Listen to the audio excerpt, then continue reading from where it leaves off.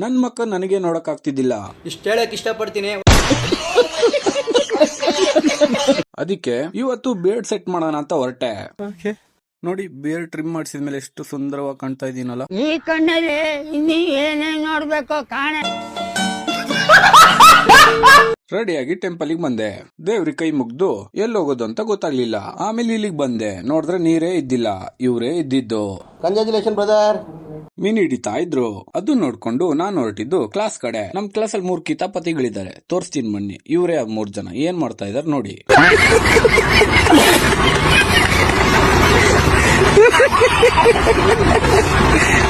Leg stretch ಮಾಡೋ ಅಂದ್ರೆ ಈ ತರ ಮಾಡ್ತಾ ಇದ್ದ.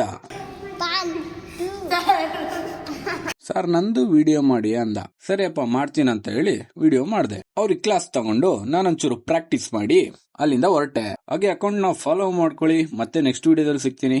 ಬಾಯ್.